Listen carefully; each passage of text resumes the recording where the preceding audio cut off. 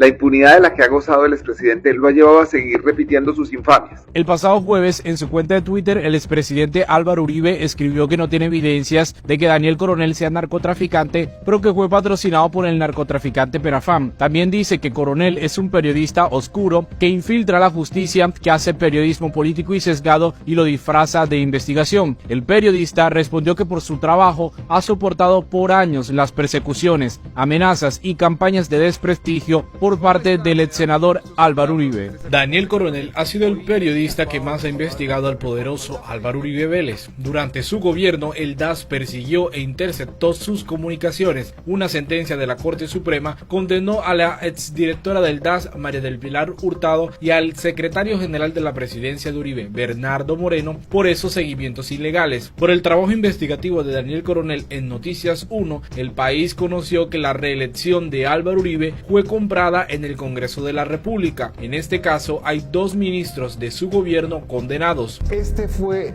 uno de los mayores predicamentos que he tenido en mi vida como periodista.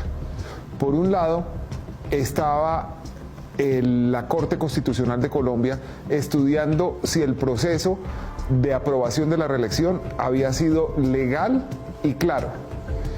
Y por otro, yo tenía la certeza, y la tenía en mi morral, de que el voto de Gidis Medina había sido comprado, como ella misma me lo había confesado, el mismo año en que vendió el voto. También, junto al subdirector de Noticias 1, Ignacio Gómez, Coronel reportó que uno de los helicópteros del expresidente Uribe fue incautado en Tranquilandia, el mayor complejo coquero de la historia. Asimismo, estos 2 periodistas revelaron que los hijos del expresidente Uribe se volvieron multimillonarios por decisiones de subalternos de su padre. Y recientemente, Coronel ha publicado el caso por manipulación de testigo y fraude procesal que tiene al expresidente Uribe imputado y próximo a ir a juicio. Un buen día, furioso por una columna en la que hablé de las persistentes dudas sobre las circunstancias en las que murió Pedro Juan Moreno, decidió sindicarme por Twitter de ser narcotraficante. Como para esa época Uribe era senador, presenté una querella contra él en la Corte Suprema de Justicia. Pasaron 4 años antes de que me llamaran a una diligencia de conciliación, que es un requisito de procedibilidad para el proceso penal por injuria y calumnia. El magistrado Eider Patiño decidió ese día dejarnos solos con nuestros abogados para que buscáramos una fórmula de entendimiento. Recuerdo un Uribe disminuido, diciendo que lo único que tenía de mafioso es que le gustaban los caballos, y reconociendo que lo que había dicho sobre mí era mentira, pero que estaba muy herido por mis publicaciones. La reunión terminó con la sugerencia de Uribe, de que su abogado y mi abogada se reunieran para acordar los términos de su retractación. La audiencia ocurrió justo cuando yo empezaba a publicar las pruebas de las presiones al testigo Juan Guillermo Monsalve. 3 semanas después de la diligencia, el apoderado de Uribe mandó una carta a la Corte Suprema diciendo que desistían de conciliar, es decir, de retractarse, porque, comillas, no habían transcurrido 24 horas y mi poderdante ya había sido objeto de una nueva afrenta calumniosa e injuriosa por parte del periodista, acusando a mi representado de hechos no ciertos sobre una inexistente manipulación de un testigo llamado Monsalve, cierra comillas. Es decir, Uribe pretendía que para que él no siguiera diciendo mentiras contra mí, yo tenía que dejar de decir verdades sobre él.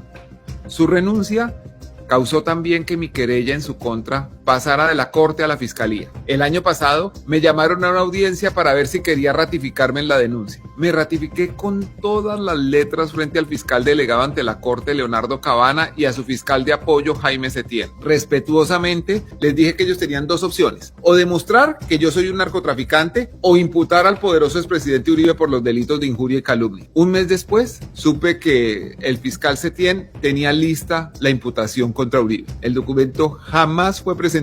En cambio, el fiscal fue trasladado al Catatumbo. En enero, en los primeros días de este año, después de la vacancia judicial, recibí una citación del fiscal Javier Cárdenas. El risible fiscal citaba a una nueva audiencia de conciliación, pasando por alto que esa sesión ya había sucedido y que el apoderado del expresidente renunció por escrito a la posibilidad de conciliar. En mi opinión, con esa diligencia añadida, buscan dilatar el proceso para que prescriba la acción penal y el caso muera por vencimiento de término. En eso había quedado hasta el jueves de esta semana, cuando supe que es Vox Populi en la unidad de fiscales delegados ante la Corte Suprema que no tienen remedio, ni camino distinto al de imputar a Uribe por mi denuncia. Me enteré de eso pasada las 4 de la tarde hora de Colombia. A las 5:12 empezaron los trinos de Uribe. ¿Y usted qué opina? Los leemos en los comentarios.